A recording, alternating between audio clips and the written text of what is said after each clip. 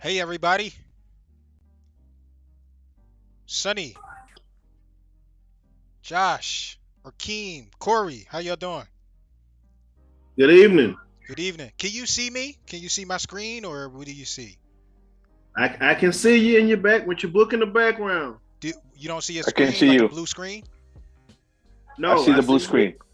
Well, I see your I your see. your book and your background. Yeah. I Okay. see the blue screen. You see a blue screen, Sunny? You see like passive income? Yeah. Yeah, Okay. yeah. I'm Yes. sorry. Passive Yeah, income. I see it. I see it. Okay, perfect, perfect. Thank you so much. Appreciate both of you. We should be getting started in a little bit. Charles and Mark should be popping on shortly.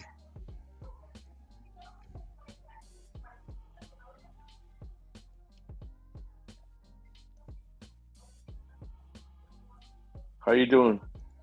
I'm doing pretty okay. Pretty okay. How about you? It depends on the temperature, my man. Yesterday was 70 degrees. Today is 20. Where you at? Where you at? Where it's changing so like Queens, Queens, Queens. New York? Yeah. Okay. Yep. A couple of days ago was a snowstorm. In New York? Seriously? Yeah, it was a Wow. snowstorm. Wow.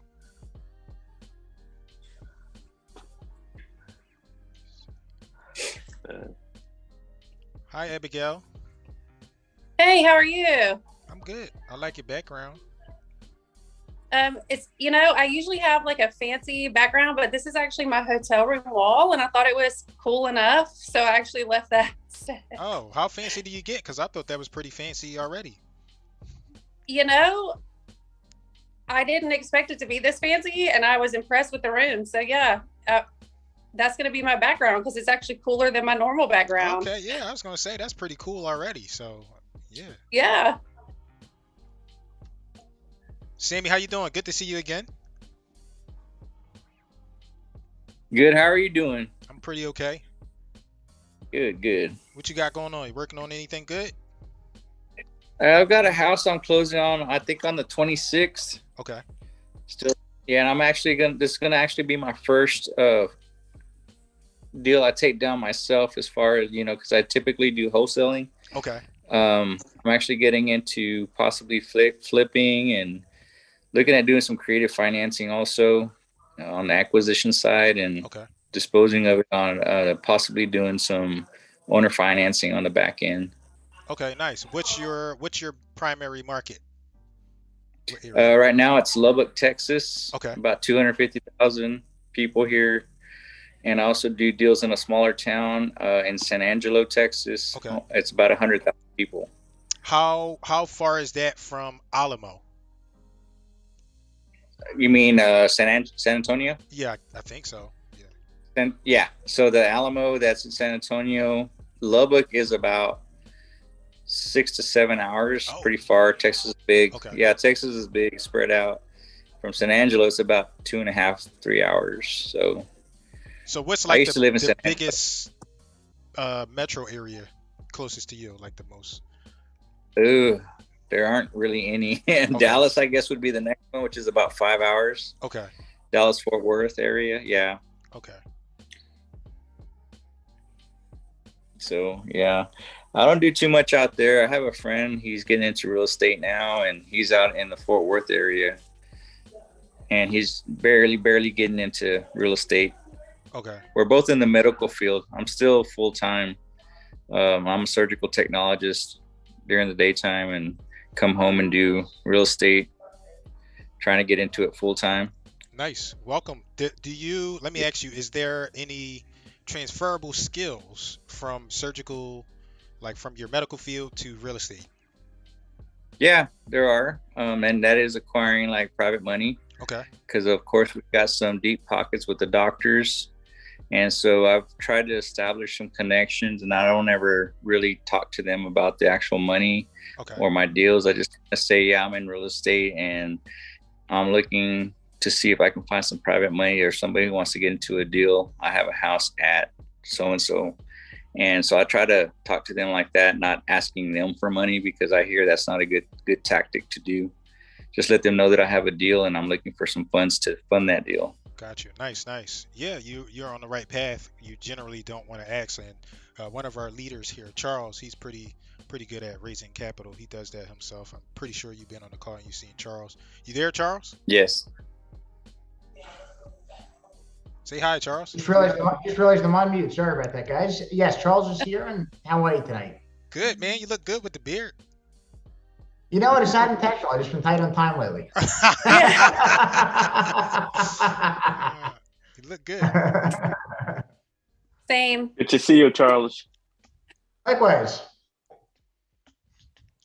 Let's Well, we'll take these first couple minutes for some more networking. So Yeah. let's use the first 10 minutes of the meeting or so for networking. Why don't we have people go around, just do a quick yes. 30-second elevator pitch and introduce yourself to the group. Your name, where you're from, what you do, and what you're hoping to get out of tonight's event. Let's start with Abigail with her lovely background.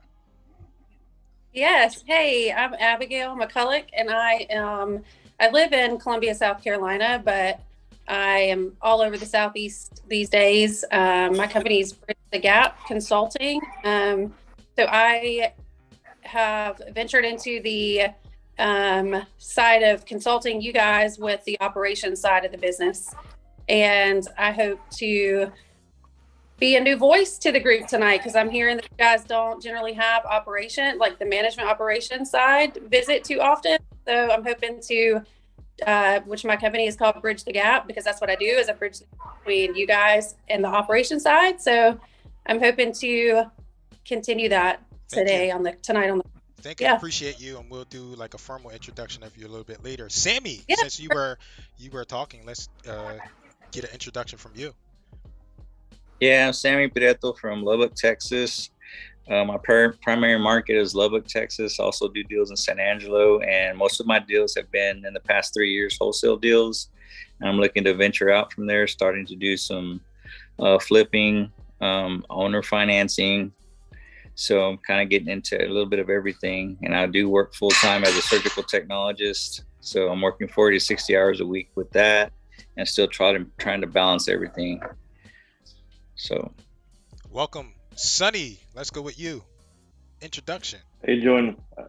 Nice to meet you guys. My name is Sonny Mitra. I have about 31 Dunkin' Donuts, 14 properties in New York, a couple of properties in Florida. I'm trying to get some properties in Dallas and Texas. I have a gas station, a hotel, and so on. I'm trying to get more opportunities out on the way. Welcome, Sonny. Always good to see you. Orkeem, introduction, please. Hi, Sonny's a pretty busy man. Right. Yeah, nice. How do you keep up with everything? Sonny was actually a previous guest speaker. He should have been here the night he was telling the story about having to replace 400 employees in about 4 days during the pandemic. Wow, that's amazing. I'm a real estate agent / real estate investor. I own a couple multi-unit properties. I just purchased an 8-unit out of New Jersey, and I'm stationed in New Jersey. I have North Jersey, South Jersey properties, a couple of duplexes as well. So yeah, that's what I do. Welcome. Let's go next with Pete Marshall. Pete, please introduce yourself.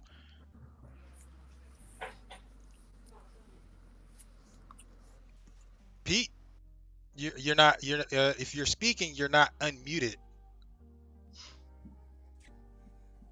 Hit the unmute on Zoom, Pete. There you go.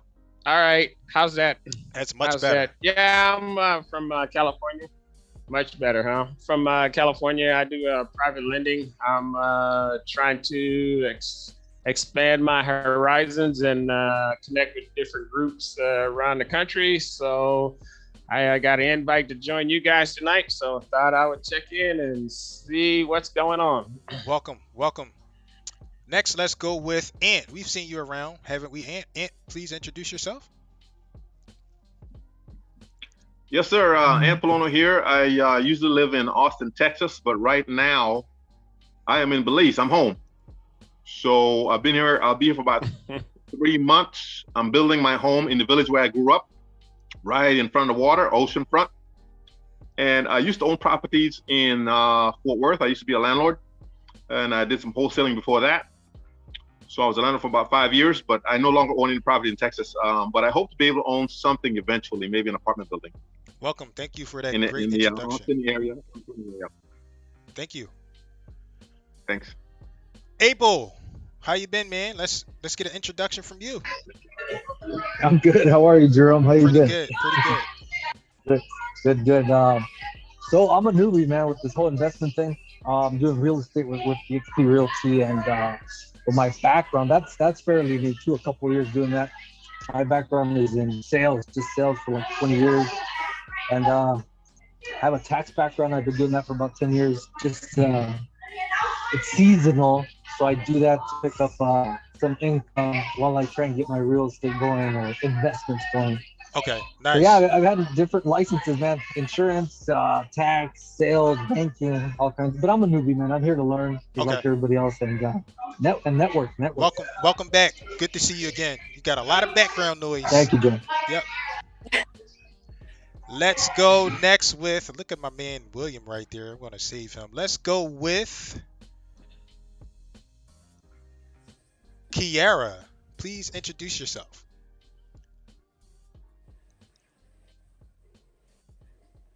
Hi, Hello. can you hear me? Yes, ma'am. Okay. I just recently found out about this group. I was invited.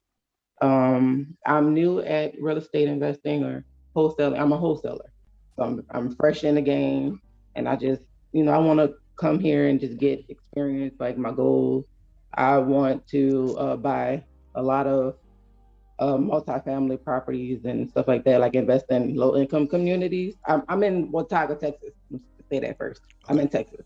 So yeah, like my goals are to invest in low income communities and things like that, and just bring up value and just learn from you guys, the experienced people. Welcome. Glad to have you here. Let's go next with Lee. Lee, please open up your microphone and your camera and introduce yourself.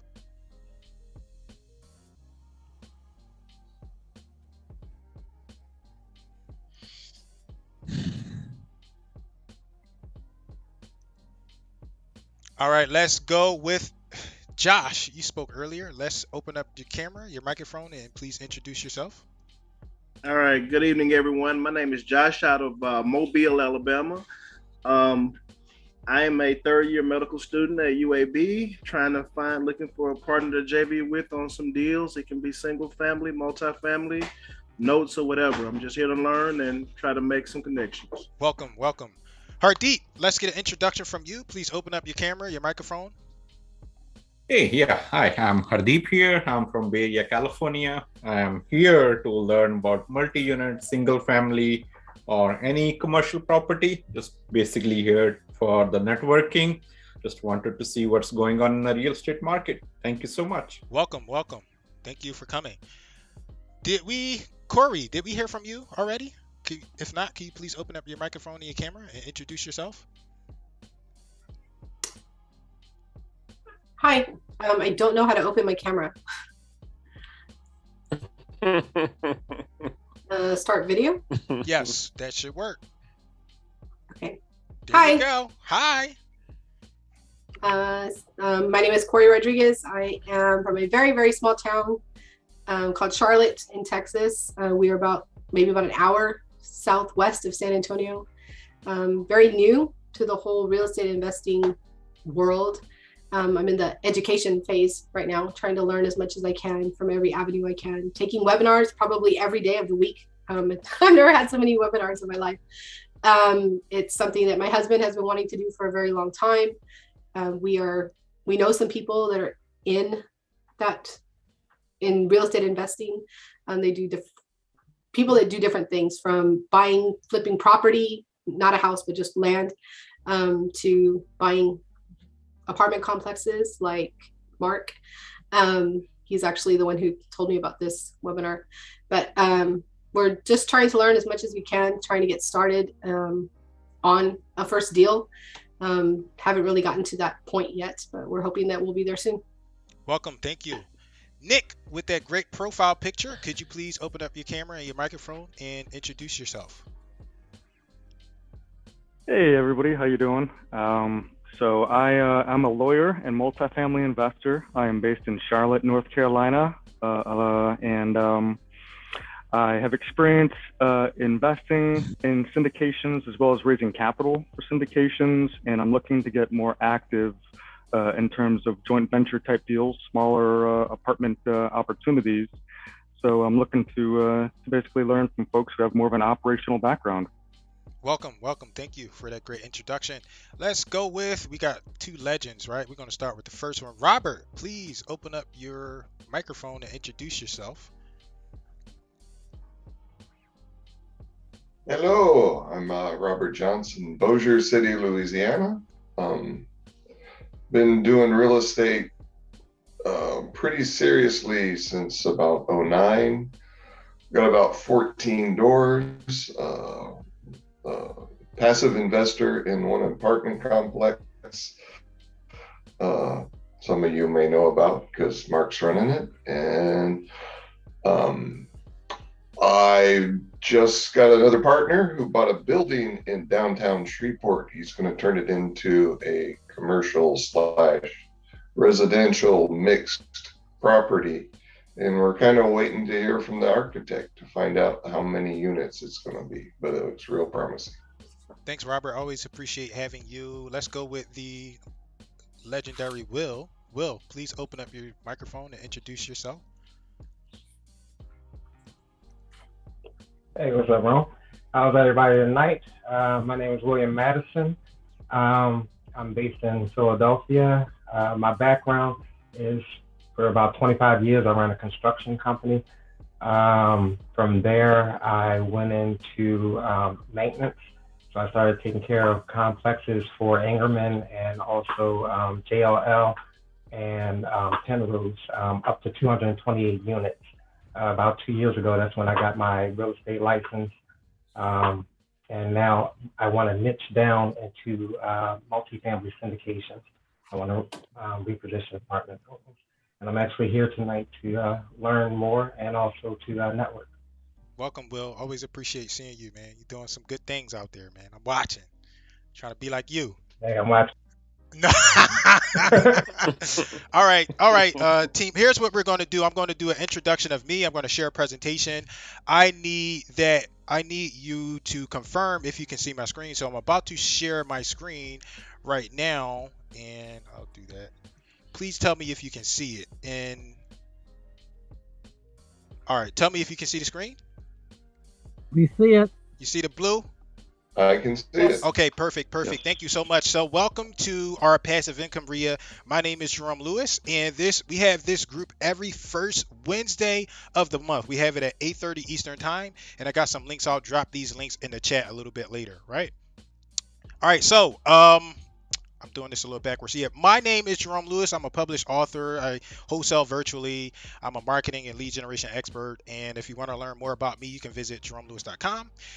You're going to learn more about some of the other leadership team. We have Mark and Charles here, and we all have some groups that you can kind of learn from. My specialty is tech and marketing. So I have a marketing implementation group. I'll drop a link to that after I'm done presenting. All right, next we have Mark Pantek.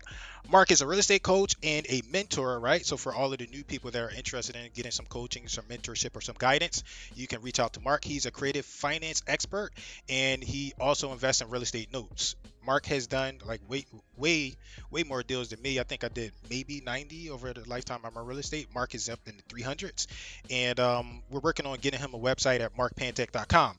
Mark, could you please introduce yourself and tell them a little bit about the coaching and mentorship group that you run every Friday. Okay, great. Basically, I am anti-guru, anti-sales, all that kind of stuff, because I'm into believing that education, networking, and building relationships is the key. So on Friday evenings, for those who are available, you can come, you can bring your deals, you can bring your questions, you can bring your leads, whatever you need help with. Finding money, finding JV partners, whatever. And I've got experience with houses, with notes, with apartments. In the past, I've done mostly smaller apartments, duplexes, fourplexes up to 8 and 12 units. I'm now into a 40 unit in the San Antonio market. And I've got experience in most of these areas, but specifically finding deals, structuring deals, creative finance. And so if you come Friday and see if you want to build a relationship, where we can work together and help each other. And you can work with many people different ways. You don't have to be hands-on. You can also be passive. And Robert, who's here, he's passive in our apartment in San Antonio. And there's other opportunities like that. If you'd like to learn more, just reach out. I'll be posting my information. Thank you. Thank you, Mark. So next, what I'm going to do is I'm going to introduce our next leader, who is Charles. Charles Seaman. He runs an apartment investing group you're going to learn about in a little bit. So Charles Seaman is a multifamily syndicator, right? He is a underwriter, and if you want to learn more about him, you can visit charlesseaman.com. Charles runs the underwriting group, and what I'm going to do is I'm going to have Charles talk about. So what I'm about to do is I'm about to hand it off to Charles. Charles is going to tell you a little bit about his meetup group that he runs every Saturday, right? Underwriting, and then he's going to introduce our speaker. So Charles, could you introduce yourself, talk a little bit about the meetup group that you run, and then introduce our speaker? Absolutely. So every Saturday, for anybody interested, we take an actual multifamily deal and we run through the numbers. So we go through it and we analyze the deal to see whether or not it's a viable deal. So we accept deals that people submit. Sometimes I pick deals that I have in my inbox, and we go through a different one every single Saturday. So if you want to attend, feel free to reach out, and I'm glad to share that registration link with you. And without further ado, we're going to introduce our guest speaker. So let's give her a nice warm welcome, give you a little bit about Abigail's background. So she has 20 years of multifamily property management experience, and tonight she's going to teach us about how good management can make an underperforming property turn around. And I think that's probably something that's going to be of interest to many people here tonight, whether it's multifamily or even something that you can take and apply in some of your single family holdings. Oftentimes property management is the key, whether a deal succeeds or fails, and it's going to be a very, very important part. So through Abigail's career, she started out way back when with United Dominion as a leasing agent. She worked her way up, eventually becoming a regional manager. And in her positions that she's held through the years, when she was at the peak of her regional manager portfolio, she was managing 4,500 doors and 45 employees. So she had a lot of people and a lot of responsibility on a very regular basis. So during the time that she worked with some of the larger companies that she was with, like Greystar and Bell Partners and many others, she realized how big of a gap there was between ownership teams and the management company. And actually, when we first met her, she was working with a property management company that we had hired, and now she actually works with us in a consultant type role. But what she does is she goes out there and she helps to bridge the gap, which is the name of her company. And she helps to eliminate communication gaps that occur between staff and the management companies, and also the ownership, so that way we can have a more effectively run property. So tonight she's going to tell us some of her expertise and how she's been able to take good management practices and use those to turn properties around. So Abigail, without further ado, let's give you the floor, and we'll have you share some of that wisdom with us. So, one thing I think people here would probably like to hear, and I know maybe we can give some examples without using names or anything like that, but some of the tougher properties that you've had through the years. So right. What have you found has been a difference maker that's allowed you to go in there and turn some of these properties around? Generally speaking, the answer to most questions, and I know that it always sounds very simple when I say it, but until I think, Charles, you've experienced it, generally speaking, the answer is telling the ownership teams that they're making bad choices. And what I mean by that is it's not in a way that is like, you're doing a bad job, but a lot of the times what we talk about, the bridging the communication gap, is the management company doesn't feel comfortable.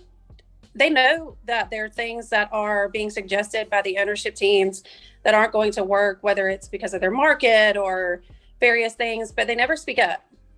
And they'll talk about it amongst each other, in all kinds of situations. I can use an example, actually a conversation you and I had last night about a gate at a property. And you guys have gotten all the way to the point where we're about to pull the trigger on this very expensive gate project. And everybody on the other side, minus maybe one person, also knows that it's not a good idea. But they're afraid to say to you guys, this is a horrible idea. And then also explain why it doesn't work, what a better use of the money is, because you'll go all the way through the project and then you guys look to the management company and say, well, why didn't you stop us? Why didn't you advise us is always the question. It kind of rolls back to, management companies are constantly getting turned over and terminated all the time. And a lot of it is they just never stopped long enough to explain or to say, this is not a good idea and here's why. Honestly, that's generally, I know that's a general blanket statement, but that is really the key to a lot of this. Right. That definitely goes a long way. And I think you touched on something important there. It's being able to speak up and to identify a problem and fixing it before it happens. So correct. Is there an example you can give, and feel free, you could even use one of our deals more recently if you want, but maybe an example that you can give that you can share with the listeners here tonight where maybe they can use something in their own portfolio that may help them to enact better procedures. Sure.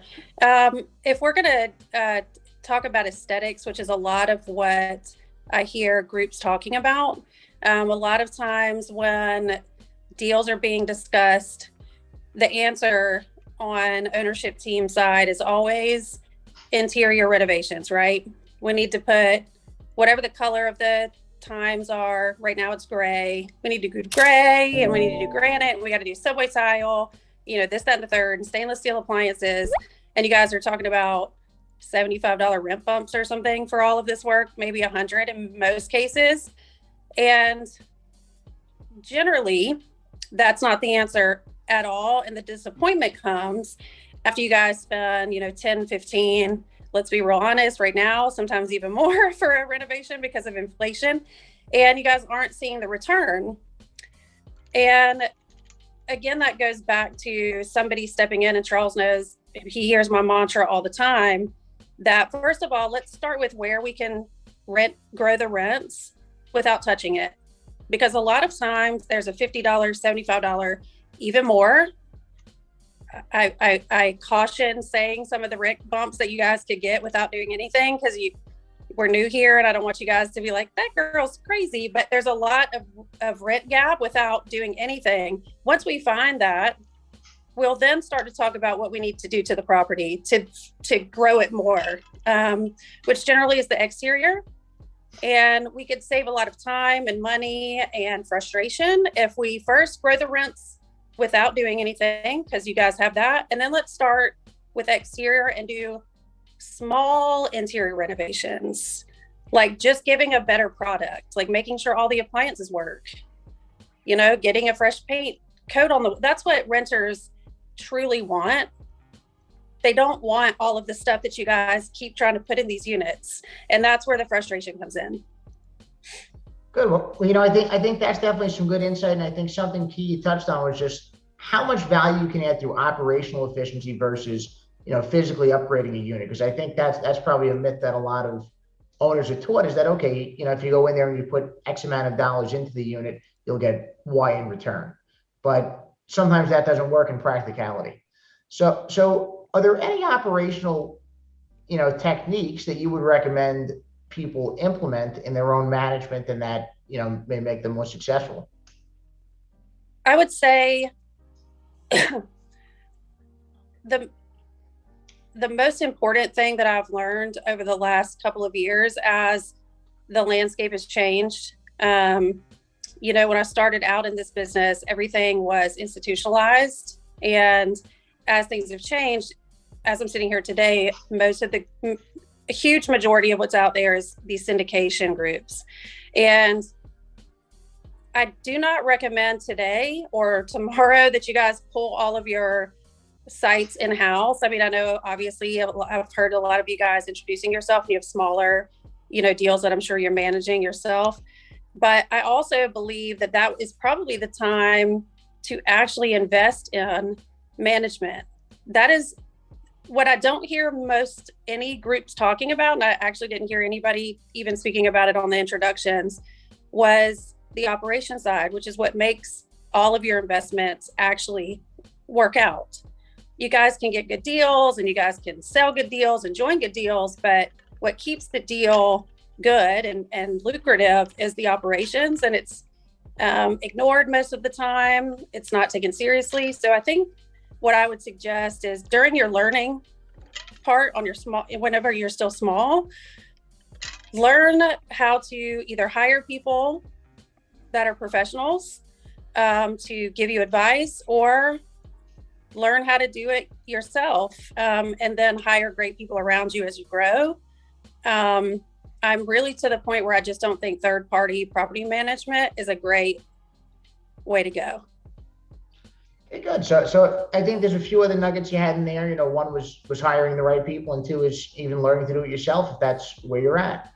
So yeah. Let's say for somebody brand new in here who's at the point where they're looking to do it themselves, because maybe that might be the option for them financially.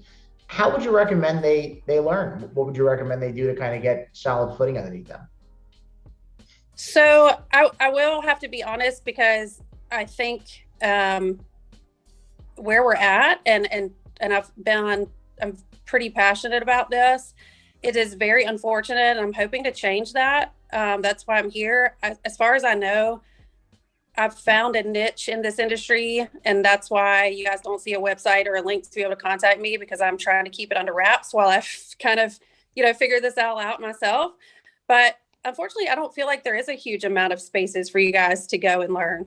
I will say most of the people who try to teach have never managed a property. They're property investors, and property investment and property management and operations are actually two different things.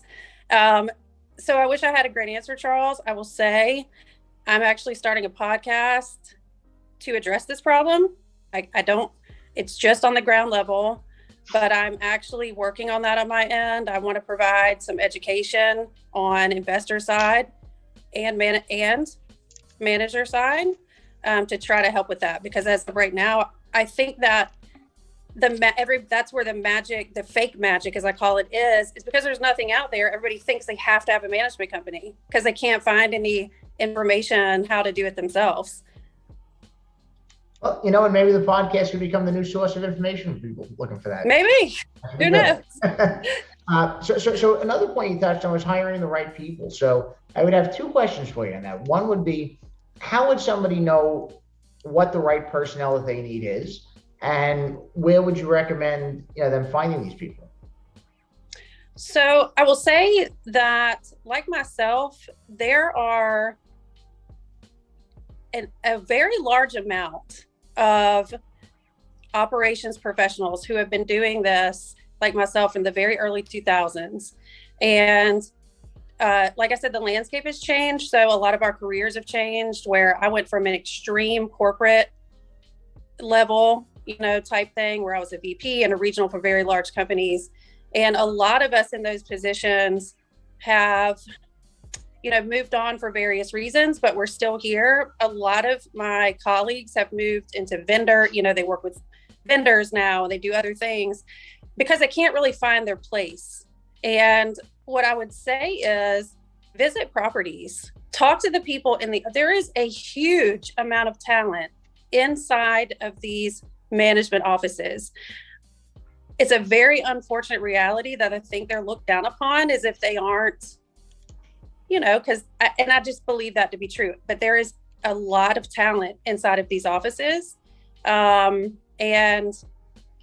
given the opportunity, they would be a plethora of information. They would love the opportunity to work directly for an owner and not have the red tape of a management company, where that their truth is censored and they can't help you make the right choices for fear of losing their job. That's where I would say to start, is just take some time shopping your local markets as a regular Joe. Like, pretend like you're looking for an apartment. You would be amazed. That's actually how Charles and I met, kind of. Right. Yep, very true. Yep. So then another question I would have is, as you kind of get into that process, let me change the direction a little bit, because I know we have some single family people here as well. I know that you have some single family properties in your own portfolio. So what would you say to somebody in that space? What's the right way to go with that?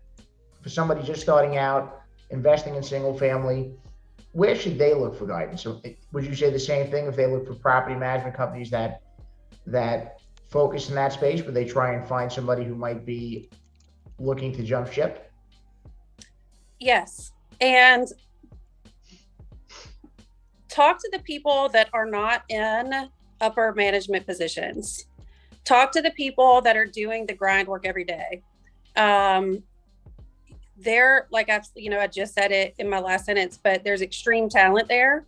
There are people, I won't sit here and say that I think, college degrees are the end all be all, because there's very, intelligent and successful people in all realms, but you will find people, with master's degrees, doctor's degrees, who have been doing this one job their entire adult life. And talk to them, let them warm up to you and you to them, and the amount of knowledge that they have in the markets that they work in. And then ask them, and they would probably jump ship that day. Like, I would say it's still the same. Instead of hiring a management company, talk to individuals and ask them, are they interested in coming to work for you directly? I cannot name one ownership group that I know personally who has a operations management professional that works for them directly. I honestly can't. Definitely some good advice there. I think that goes a long way. So then I guess kind of the next thing along that same line is, in addition to tapping into this wealth of information that some of these professionals can bring them, how soon would you say the right time is? Should somebody do this when they're buying their first investment? When would you say the time is right for them to bring a person like that on? When you can afford to pay somebody. I mean, that makes sense. I mean, to be quite honest, because at the end of the day, especially, not regardless of what the economy is, but I would say especially in times like now with inflation, but don't make it all about money, but it also has to be about, when you bring people in who are working in corporate level type jobs or working in traditional jobs, you have to remember that they're not at that moment maybe in an entrepreneur type position where they can just, it's not going to entice them to say, oh, I can't pay you much, but I'll offer you an investment opportunity. That might be foreign to them in the moment. Okay. But when you can afford good talent, lose some meals yourself to pay for the good talent. Okay. It'll pay off more than you could ever imagine. And I feel like it's worth maybe a little bit of financial strain on yourself in the beginning to have that talent. I think you will see that it's well worth it. So that's another important point I think you touched on, and I think it's something that people think of in more traditional businesses, but a lot of people seem to forget that in real estate, that you need to go out there and you need to spend money on talent, and you need to be able to have the right people in the right positions that are doing the right thing for you. So I think this is all great information. Let me put Mark on the spot for a minute, because he may have some questions also for you just before we kind of open up for Q&A on there. Mark, I wanted to sort of interject there just real quick before we moved on, really quick. And I know that we kind of just talked about that, but what you just said kind of made my mind sort of turn a little bit more, because even in our big deals, you and I do much larger apartment deals. And now you guys don't have quite as bit of the habit anymore, but it does happen in other groups. I made a joke the other day about a group I was working with, and they made a comment that as I was talking about the budget and budgeting the correct amount of money for salary, they said, I don't think we need an on-site person until we get over 200 doors. And I literally fell out on the floor laughing. Not only do you definitely need them, you might need two, and we need quite a bit of salary for those two positions. That how secondary that is. And I'm like, well, who is going to run these 200 doors if you're not going to have a person? So yes, I just wanted to touch on that, how enormously important it is and how little it's actually paid attention to. Right. And just to enlighten you guys for a quick minute, because I have a friend of mine who's investing here in the Charlotte area in single family. And he's in the process of acquiring more single family. But even on the single family side, he's a guy that lives in California and he invests in Charlotte. And he decided that he needed help because he needed somebody to be boots on the ground. So, as Abigail said, don't be afraid to lose a few meals at the beginning because they'll come back in other ways. You need to have the right people on your team. You need to be able to have them motivated so they stay with you and work with you as you continue to grow. Mark, before we open up for Q&A, do you have any questions also? Because I have a feeling you might have some good ones that I didn't ask. Yeah. First of all, Abigail, thank you so much for sharing. Can everybody hear me okay? Yep. Yeah. Okay, great. So Abigail, I couldn't agree with you more. And one of the things I hope you're going to do a little bit deeper dive into is some of your experience, even more so, of the mistakes that are made. Because I see people who are investors that they focus so much just on the acquisition, just on the profit, and they don't understand you're not in the real estate business, you're in the people business. And that Correct. Your tenants are your customer. And the key is reducing turnover. The key is retention. The key is having tenants who are so happy that they tell their friends, they tell their coworkers, that they become a referral source for you because you're serving them. And you understand that this is what it's all about, is in community, the word community, creating and building a community where people get to know each other within the community and feel safe and feel comfortable and feel happy and look forward to coming home because they have an environment where the management company cares about, are they getting their maintenance requests taken care of when they have a problem, instead of being ignored for 3 days. I see this so often, and that management is the secret sauce in apartment investing, and so many people don't realize it. They're all focused on the raising capital and finding the deals, and operations are dead on. And I've actually volunteered to be a part-time on-site manager for this 40 unit we have in San Antonio. And already we're raising rents by about $100, but we're doing some things very strategically. But I would love to hear more about the mistakes you've seen people make and the consequences, the cost of some of those mistakes, because Charles and I, we're looking for people, we're making those management mistakes. That's part of the opportunity. And so then with the deferred maintenance, you start getting turnover, you start cycle downward instead of upward. Right. We're focused on upgrading our caliber of tenants who can afford more. And I just had 2 young ladies who came in and they said, well, we went to several other apartment complexes and got turned down. And of course you hear that and you're like, what? And it's like, yeah, we were told we make so much money, we couldn't qualify. And I go, welcome, you are my people, the ones that make too much money to qualify. Please come in. Yeah, and they're 2 sisters that work in the medical industry, and they drive about 30 to 45 minutes from San Antonio, because San Antonio, for a basic 2-bedroom, the one we just turned around, I asked, we had 7 prospects that come through, and couples and different, and I asked them, have you been looking? Yes, we have. What have you been seeing a nice unit that's been updated like this going for? The average response was $1,500, and we're renting our updated unit for $975. Mm-hmm. Thanks. So Abigail, to answer your question, to be honest with you,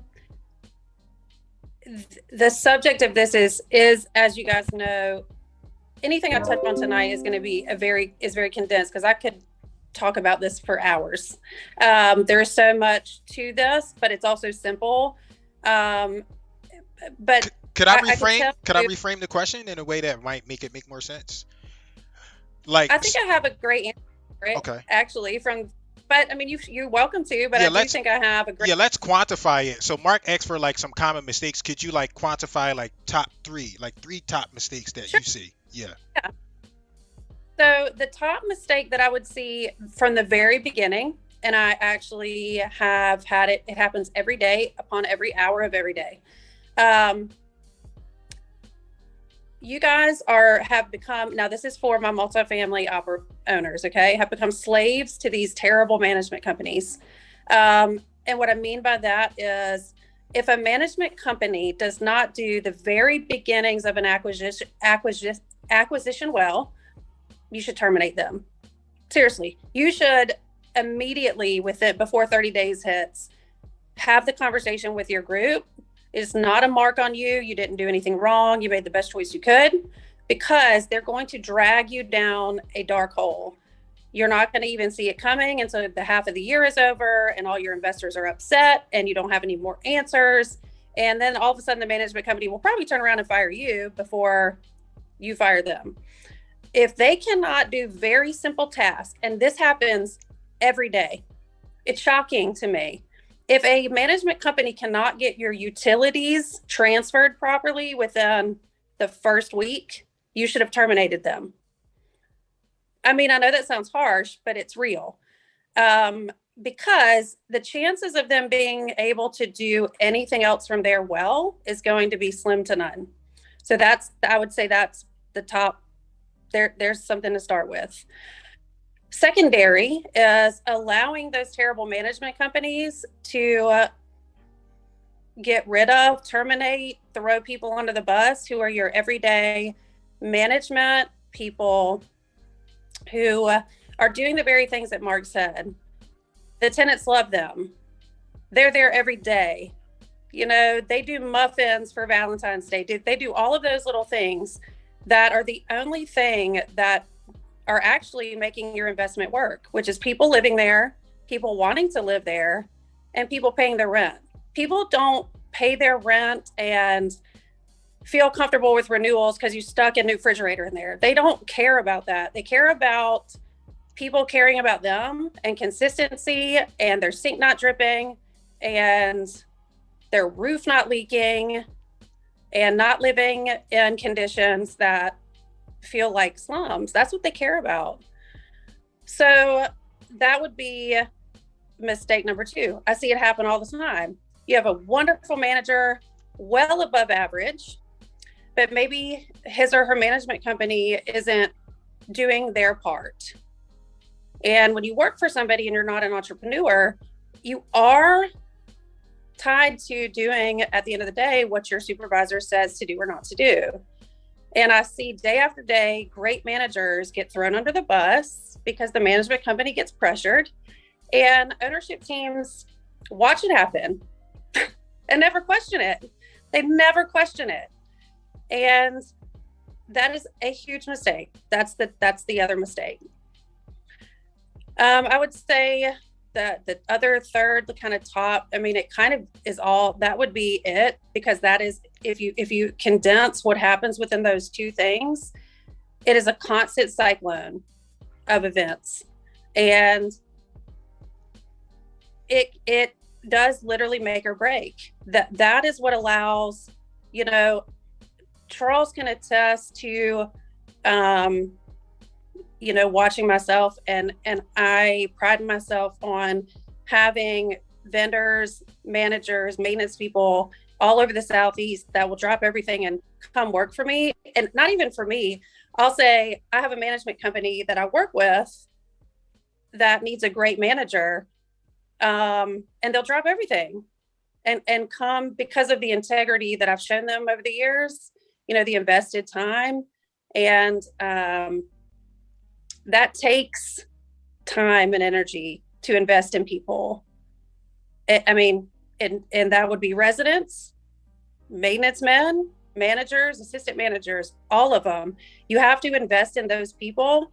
And when you see talent, invest in them, buy them lunch, send them a gift card, like call them on Christmas, so that when you have a need, you showed them respect that nobody else ever showed them. And you will have people on your team all over, no matter where you go. And that's the key. It's not a management company, it's people. I mean, that's it.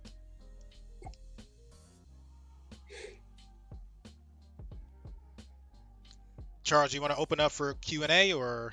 Absolutely. Okay. Well, it sounds to me like the overarching message is invest in people, invest in relationships. And I think that's something we talk about often with many different topics. But would you say, Abigail, that sums up kind of the overall message and some of the biggest mistakes that are made?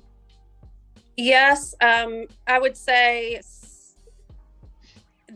yes, except for you guys are all, I think the focus is always on investing in investors and not investing in anything outside of that. So I think that would be the only difference that I probably brought up tonight versus what you guys talk about.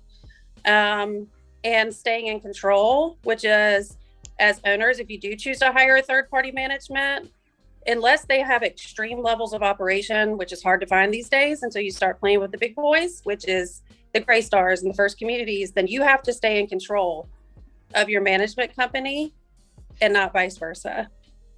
Okay, great. Well, let's open it up for Q&A. So if anybody has questions, you could unmute yourself and you can ask Abigail directly, or you can put it in the chat box. I would like to kick it off, and it's not really a question. I just want to get your perspective, and I want to hear from you, Abigail. I want to hear from you. So it's kind of two ways, right? So we talked about like the importance. You talked about the importance of management and investing in people. So what I want to know is typically, like, I understand the deal. Like, it's kind of what you're saying. Like, we know to invest in the deal. So the concept here is like good deal, bad deal, right? That's the concept. But I want to hear from you, a good experience, right? Your best experience, and then your worst experience in working this profession. So I've never had a bad experience with a deal. Can I be honest? Not with working a deal. In fact, I think I still tend to, the groups I work with, they look at me pretty crazy in the beginning when we're working up numbers together. They're like, there is no possible way. And then Charles said that I don't just sound like I'm blowing smoke. Generally, what I say ends up being more than what I told you, because I always shoot low. So I don't usually have bad situations with the deal. Like, people are people, class D, class A, we can make it work. The worst experiences I've had on the operation side have been growing. The best experience I think that I've ever had just in general was when third-party management wasn't really a thing. Fee management. The best years of my life in this industry were when it was institutionalized. And back in that day, Greystar and Bell Partners were all owner managed. The most organized operations I've ever dealt with. The worst times the worst experience I ever had probably was in Columbia, South Carolina, went back in about 2015 or 16. I was recruited by a management company. And I was super excited about the opportunity. They needed a person who knew Columbia about like the back of their hand. At that time, I had been in the Columbia market for 15 years or so, 13, 15 years. And I grew their business essentially from one property in Columbia, which was 100 doors to 4,500 doors in 10 months. I worked with Cushman & Wakefield, who I still have a wonderful relationship with those guys, and was probably worked to the point of just, it was unhealthy, and was it kind of used a bit and didn't really see it coming. And by the time I got, operations where it needed to be 4,500 doors, it just essentially was treated like, thanks for doing, thanks. And your services are no longer needed. And they hired somebody and paid them half the salary. And anyway, to circle back around, karma will always work it out because they've now lost almost all of those doors. But that was probably one of the most devastating. I actually got out of the industry after that. Thank you for sharing that. Let's open up to the audience.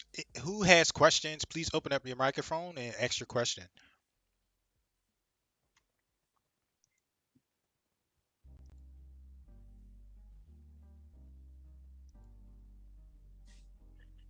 I got a question.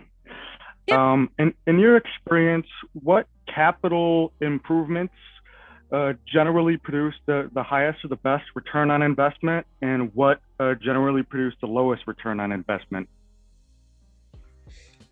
Interior upgrades produce the lowest return on investment.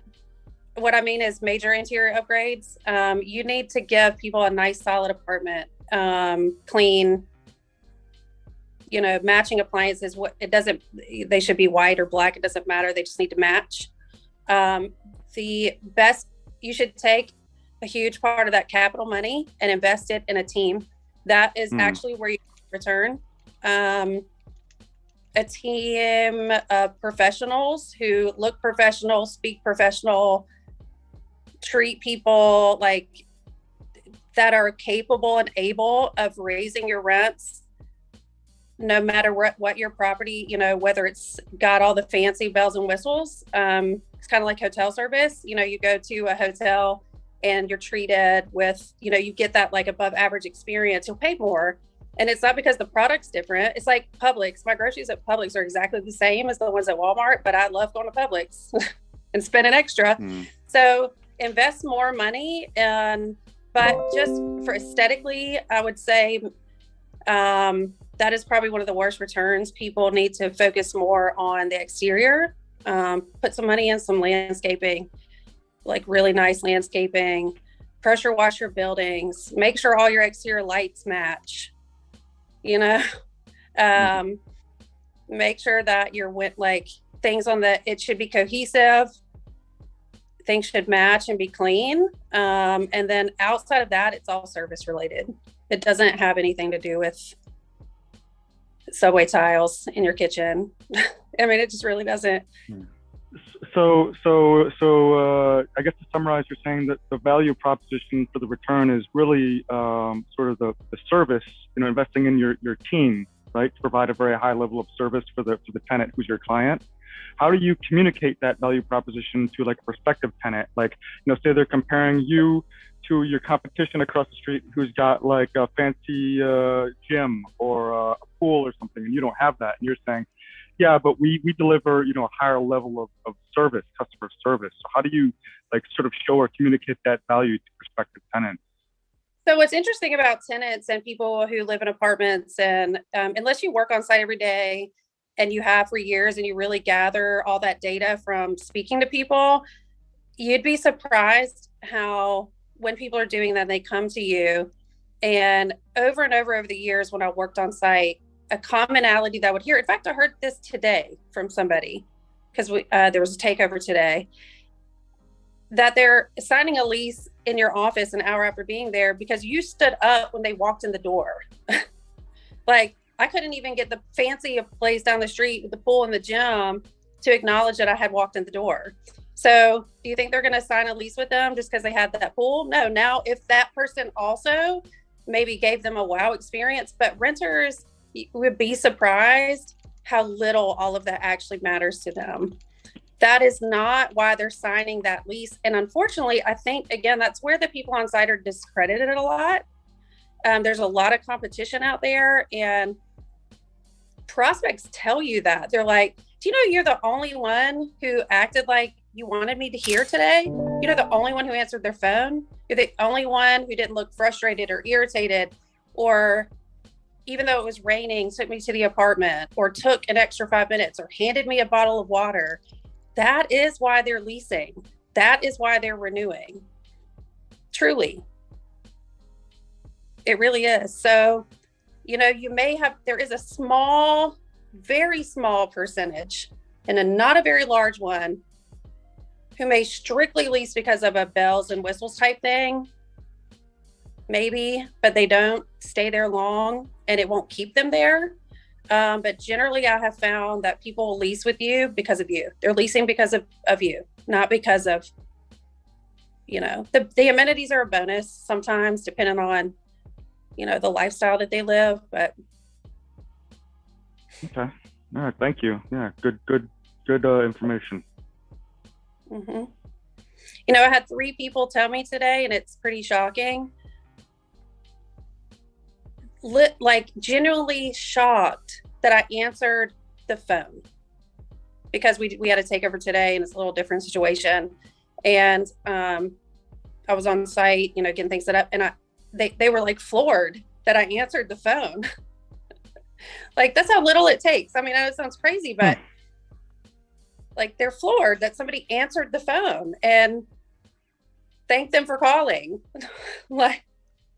So it is a huge huge thing that if you're actually on site and meeting with people every day, that you would hear. And I think that if owners did that, which I know that it's not feasible, but that's the only way that, you know, you can really understand it. But it is something that people verbalize quite often.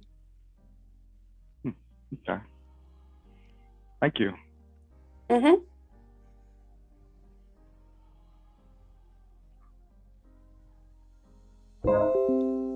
Anybody else have questions? You feel free to open up your microphone and ask Abigail anything you want.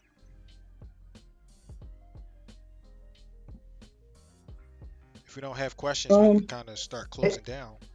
Take advantage of it, guys. You know, if you have any questions now and you're getting started out, here's your chance to ask an expert, somebody who's been doing it for 20 years. 20 years. 20 years. Man. Yeah, it's actually, so it was 2001. So yeah, that's, yep. To like speak on what you were saying.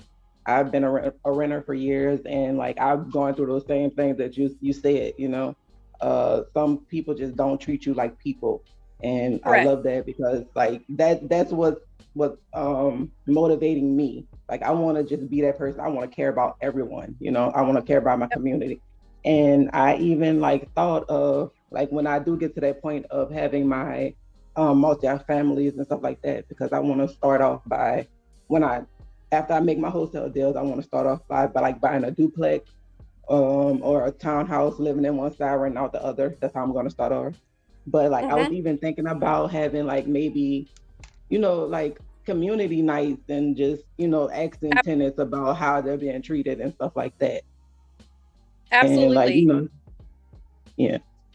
So, you know, one of the things that investors or ownership groups will reach out to me for, and it still surprises me even after all these years. There's this idea that there's A, B, C, and D class properties, and that one is better than the other.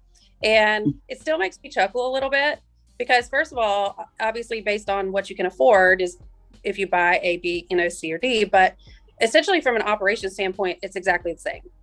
And people are literally people, and renters are renters. And anybody who has worked with me on an ownership side will know that I go into what you might call a D-class property or a tax credit, or exactly the same way I go into an A-class property. I dress the same, I talk the same, I treat the people the same, and they are provided a professional, friendly, courteous experience. And if somebody says, how do you feel about a Section 8 property? I don't feel anything about it. I feel like those people deserve exactly what everybody else deserves. Not to mention that Section 8 rents are about the highest rents that you can get. And it's guaranteed, but that's a whole different subject for another day. And that we will give them a comfortable, safe, professional environment, and that there's no such thing realistically. So I think that that's wonderful, that that's what you want, because that is another missing, or that you can't get a talented person to work at. You know, I hear a lot, well, we have to take what we can get because nobody wants to work at this property. That's not true. That's absolutely not true. People will work for people who respect them, and they're paid well, and they're provided the tools that they need to give the people that live there a good and proper living experience. It's not about the class of property at all. Abigail, you mentioned you're starting a podcast, so I would like some details on that podcast.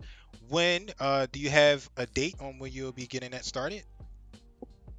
I would love to give you a date soon. I have kind of decided, because it's going to be it's actually going to be called Property Management for Dummies. Okay. Which was actually that next.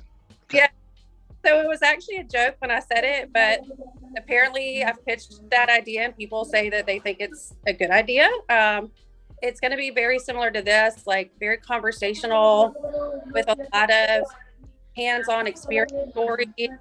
So I think that I'll be able to start it sooner than I thought, because I think I just need to start it. A lot of people want to discuss this topic. This topic is never discussed. And I don't really need to have, it doesn't need to be very structured, because it just needs to be a conversation that we have. Yeah, and I was going to, cause that's why I'm reaching out to you a little bit and like putting a little bit of pressure. Like that's my style, because this is a message that needs to be delivered. In my experience, like I've been around not nearly as long as you, but I've been around 6, 7 years, and I've really never heard of these things that you're talking about. Granted, I'm in a different I'm mostly single family, but I've never heard these conversations, and this is very relevant information that people need to hear. Nobody's having these conversations. Mm-hmm. In single family or what we're really nobody's having these conversations. And I woke up one day and started a business with it. I mean, and it's still not perfect. It's still hard every day. I had a really hard day today. I'll probably have a hard day tomorrow. But because I've put all of my adult life into it, I'm just kind of to the point where I'm gritty with it. And I definitely think the podcast can just probably get started sooner rather than later, because it's just a conversation. That's it. It is. And so like I started a podcast last month, and that's why I'm thinking about, like, a lot of times we think that things have to be perfect, right? And they don't have to be perfect. You just got to get it started, right? So you're talking about like the conversational, but you can even do like monologues. You can jump on, share some tips, stuff like that. So, and I'm not talking to just Abigail, I'm talking to anybody here, period. If you have an idea, get out there and start executing that idea and just keep building along the way. So my offer, like Abigail, I'm thinking of a way, like we started a podcast, and I started off just like I'm talking about right now. It was a monologue. It was just me talking about some marketing stuff. And then I started to slowly invite people onto the podcast and have this conversational tone and conversational approach to it, and it's going well. So I would like to offer an invite to you. You could come to the podcast and we can start off there, and then I can also help you, like if you want to get started, I could give you some input, some advice on your other podcasts. So I just wanted to make you that offer. If you are interested in coming onto our podcast platform, you are more than welcome to. We can set that up, because I want to help you get the message out there, because I've yet to hear about this and people just need to hear about it. So for sure. And what I will say is the need is so big out there. The reason I actually don't have a website up is because the need is too big for me. There are too many people that reach out to me. Actually have just hired a personal assistant because I've had to realize that the need, it's so big. And as soon as just a little bit of word have gotten out there, I'm bombarded, and I can't. So that's why I told, I was telling Charles and I feel like I have to start a podcast so that the message can get out there in a bigger platform, because I just don't have enough time in the day to do everything I need to do, give everybody advice. I don't have any more room on my schedule for clients. And so I think a podcast is the only way. Yeah, I think so too. And I'm not trying to be selling services here, but we do that too. Websites, marketing, all that stuff. So if you need help, just reach out to me.